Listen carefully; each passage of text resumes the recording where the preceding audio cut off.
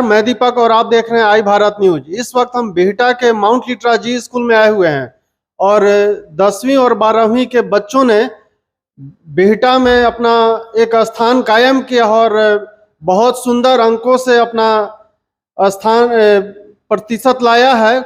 सभी बच्चे यहाँ 90 प्लस अंक लाए हैं, परसेंटेज लाए हैं। और आइए बात करते हैं बच्ची से कि आगे यह क्या करना चाहती है। सबसे पहले आप मेरा नाम आर्या कुमारी है and I am from class 12th। क्या कितना percent? I have got 92%। Okay, तुम्हारा स्ट्रॉन्ग सब्जेक्ट क्या है? Sir I have got 98 in bio, so I would say that is my strongest subject. आगे का क्या स्ट्रीम क्या है? Sir medical. Medical. Yes. Good. अच्छा, मेडिकल में जाना चाहती हो तो मेडिकल ही तुमने क्यों चुना है? सर कोविड के दौर को देखते हुए मैंने देखा है बहुत सारे डॉक्टरों की कमी की वजह से कई सारे पेशेंट्स का इलाज नहीं हो पाता और बहुत सारे की मृत्यु हो जाती है। तो उसके लिए मैंने मेडिकल लाइन चूज किया, जिससे मैं मुफ्त सेवाओं भी देकर मेरे से जितना हो सकता है मैं अपने क्षेत्र के लिए काम करूंगी और सबका इलाज सही ढंग से करूंगी। सोशल वर्क करना है? बिल्कुल सर, मैं social worker. Okay, thank you. मेरा नाम अभिनव प्रकाश है। इस क्लास में मैं कक्षा 10वीं में 10वीं में हूँ। हाँ, क्या परसेंटेज आया है? मेरा 91.6% है 91.6। जी। कहाँ के रहने वाले हो? मैं मनेर का ही रहने वाला हूँ, बगल में। ओके, आगे तुम्हारा क्या है, ड्रीम क्या है? ड्रीम यही है कि कोई बढ़िया IIT कॉलेज से इंजीनियरिंग करना है। आईआईटी से इंजीनियरिंग करने के लिए और भी कड़ा मेहनत करना होगा। तो क्या इसके लिए तुम्हारा क्या है, आगे का विजन क्या है? विजन यही है कि बस खुद को बहुत काबिल बना देना उसके और प्राप्त कर लेना।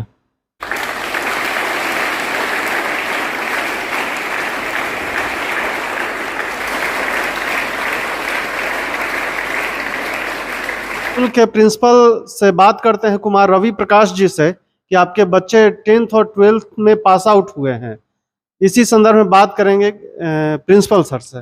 मैं अपने बच्चों को ढेर सारी बधाइयाँ देना चाहता हूँ। माउंट लिटरा जी स्कूल बिहटा में 100% रिजल्ट हुआ है 10वीं और 12वीं के बच्चों के द्वारा, और 12वीं का सबसे सर्वोत्तम प्रदर्शन रहा, जहाँ 50% छात्रों ने 90% एवं उससे ऊपर का अंक को प्राप्त किया है।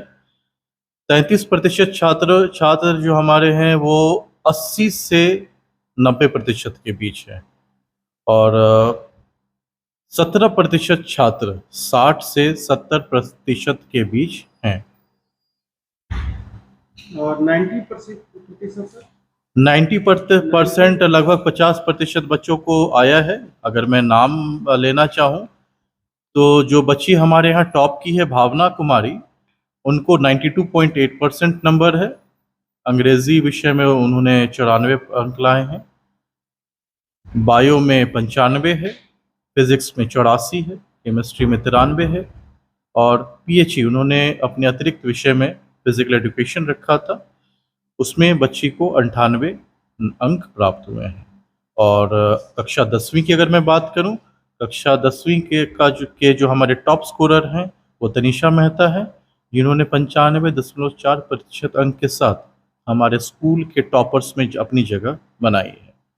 और 10th क्लास की मैं जहाँ तक बात कर रहा हूँ, 10th में तकरीबन 17% बच्चे हमारे ऐसे हैं जिन्होंने 90% से ऊपर अंक प्राप्त किया है, और 50% ऐसे बच्चे हैं जो 80 से 90% अंक उन्होंने प्राप्त किया है। वहीं 70 से 80% अंक प्राप्त करने वाले हमारे पास 29% बच्चे ही हैं। सर, आने वाले वर्ष में क्या इसी तरह से रहेगा या इससे भी बेहतर परफॉर्मेंस होगा? जी, अगर मैं कहूँ आने वाले वर्षों में बच्चे जिस हिसाब से मेहनत कर रहे हैं, जिस हिसाब से सारे तकनीकियों में चेंजेस आई हैं, CBSE के परीक्षाओं में बदलाव आया है।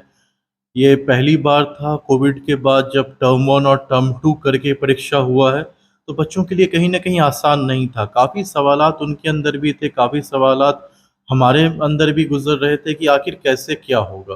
लेकिन धीरे धीरे सीबीएसई का भी मैं धन्यवाद देना चाहूँगा कि उन्होंने प्रॉपर सर्कुलर्स दे करके हमें भी जागरूक बनाया, हमें भी जानकारी दी कैसे क्या कंडक्ट करवाना है, और यहाँ तक कि बच्चे भी कहीं न कहीं उत्साहित थे। और मैं चाहूँगा, मैं सीबीएसई को भी मैं अपने तरफ से कहूँगा कि कहीं न कहीं टर्म 1 और टर्म 2 की परीक्षा एक अच्छा पहल है सीबीएसई के द्वारा, और आगे भी जैसा सीबीएसई ने सभी को बताया है कि आगे भी इसी प्रक्रिया के द्वारा परीक्षा होगी। बच्चों के अंदर जो एक प्रेशर है, वो प्रेशर कहीं न कहीं कम होगा, और स्किल डेवलपमेंट को लेकर के भी जो बच्चे जो काम कर रहे हैं, बहुत सारे स्किल सब्जेक्ट्स भी उन्होंने रखा है। कहीं न कहीं इन सारी चीज़ों से बच्चों के अंदर कुछ न कुछ बदलाव आएगा, और हमारे विद्यालय में भी जो अटल टिंकरिंग लैब या अपने लैबोरेटरी के द्वारा या लैंग्वेज लैब्स के द्वारा जो हम लोग परिश्रम कर रहे हैं, बच्चे भी कहीं न कहीं उस परिश्रम को आगे बढ़ा रहे हैं, और मैं उम्मीद करता हूँ कि आगे भी हमारे बच्चे इससे और बेहतर प्रदर्शन करेंगे।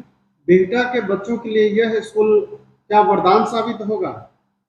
कोई भी विद्यालय बच्चों के लिए वरदान होता है दीपक जी, और मैं यही कहूँगा कि माउंट लिट्रा जी स्कूल जिस परिवेश में, जिस बिहटा के जिस क्षेत्र में है, और शिक्षा का प्रचार प्रसार माउंट लिट्रा जी स्कूल हमेशा कर रहा है, और हमारा यही प्रयास रहता है कि बेहतर से बेहतर शिक्षक का हम लोग अपने बच्चों को दें।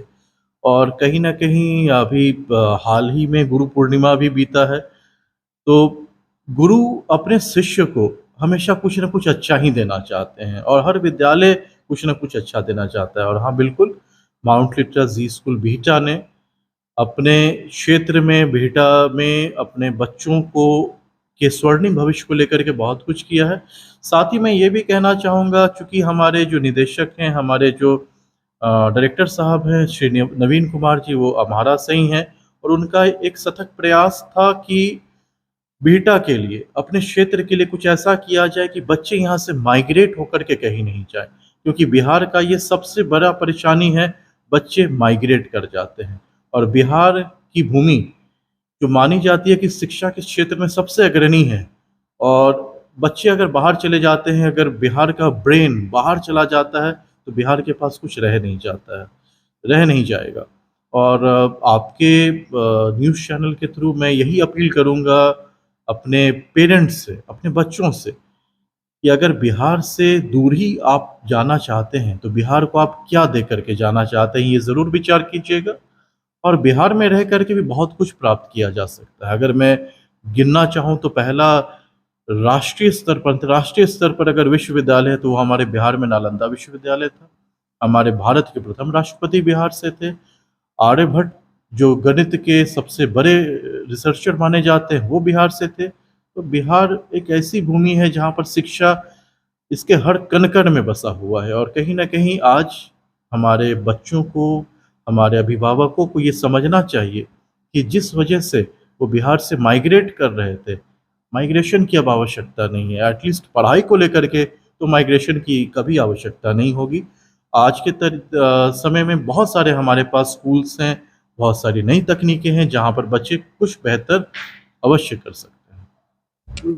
अभी आपने सुना कि कुमार रवि प्रकाश ने कहा कि बच्चे बिहार से बाहर नहीं जाना चाहिए, अपने समाज का, अपने प्रदेश का विकास करने में सहयोग दें। और यहाँ के बच्चों ने भी यही कहा कि हम अगर एक मुकाम हासिल करते हैं, एक स्थान हासिल करते हैं, तो हम अपने समाज की सेवा करेंगे, और हम अपने प्रदेश को आगे बढ़ाने में अपना एक अहम योगदान देंगे।